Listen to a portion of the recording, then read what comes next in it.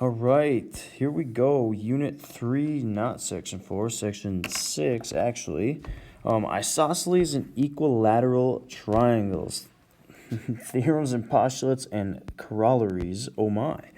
Oh, the base angles theorem. So, man, this is blurry. But if two sides of a triangle are congruent, then the angles opposite are congruent. So if I know that these two sides are congruent, that means these two angles are congruent. That's just a fact of an isosceles triangle. It also works in reverse. If I know that these two angles are congruent, then the opposite sides must also be congruent. That's what's cool about isosceles triangles. So let's put it to the test. I'll zoom out so you can see where I'm at on the paper. Let's put it to the test, though. So if HG and HK are congruent, then angle G and angle K must be congruent. Okay, and if HK and KJ are congruent, then angle J. And now here you have to be careful. It's very tempting just to say angle H. But angle H could be here, it could be here, or it could be the whole thing. So we are trying to say this angle here. So we'll use 3 letters for this one. We'll go K, H, J. So this angle formed right there. And that's how the,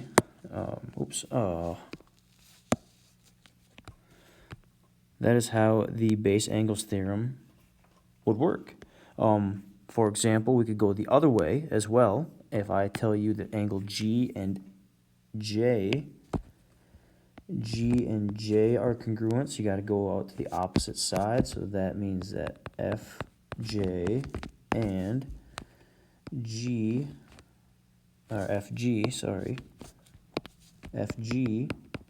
are congruent. And you might have already guessed, we have another isosceles triangle in the middle. So if angle FHI is congruent to angle FIH, then FI, the side, is congruent to the opposite side, FH. So that would be the converse of the base angles theorem. So it's kind of something cool dealing with isosceles triangles. Logical conclusions from the base angles theorem and its converse. The equilateral corollary. If a triangle is equilateral, then it is equiangular. And vice versa, if all of the angles are the same, then it is an equilateral triangle. So down here, find the value of x. I left the work in here because I'm not sure what's supposed to be written over here. So we're not going to do that one, of course. But find the perimeter of the triangle here down below. So here's what I'm going to point out. These angles are congruent, which means that these sides are congruent, aka they are the same. Which means if you take x plus 4, it should equal 4x plus 1. All right. So, doing a little math here, a little algebra now. So, 4 equals 3x plus 1. Subtract 1. 3 equals 3x. That means x equals 1. So, what does that make those other two sides then? Well, if I put the 1 here, 1 plus 4 is 5 feet. And 4 times 1 is 4 plus 1 would also be 5 feet, which it better be because they are congruent. So it says now, what is the perimeter, which means you take 5 plus 5 plus 7, you get 17 feet. The perimeter, the distance around the outside. Okay, one more example here for you. Let's apply what we've learned. Find the measurement of angle X and angle Z. Well, okay, see how these sides are congruent. That means these two angles have to be the same. Okay, there's how many degrees in a triangle? Hopefully remember that's 180. We already have 50 there.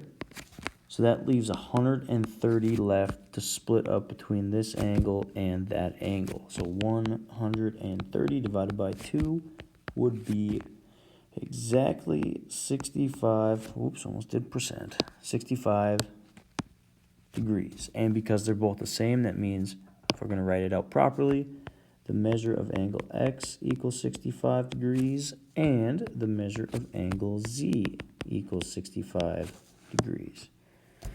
There you go. Some neat things about equilateral and isosceles triangles. We got one more, though. So don't you worry. Find the value of x and y. Now, here's what I'm gonna tell you. We got we got three triangles here. We have this triangle right here that I'm trying to highlight. Now, here's what I'm going to point out about that triangle.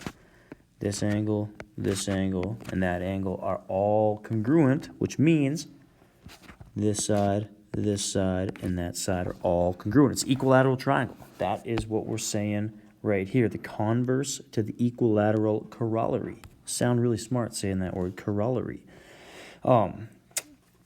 But I kind of covered it up here. I'm going to rewrite it. But this side right here is 4, so that means this side is 4, which means y equals 4, by the way.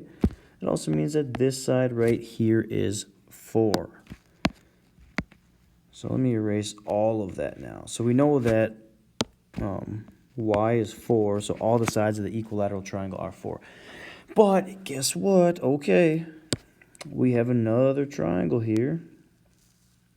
This time, it's an isosceles triangle, and I know that because the base angles here are congruent, which means this side and that side are congruent, which means x plus 1 should equal 4. If those two sides are congruent, x plus 1 equals 4.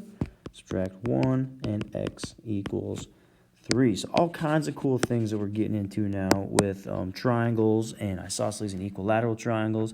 That's only going to get better.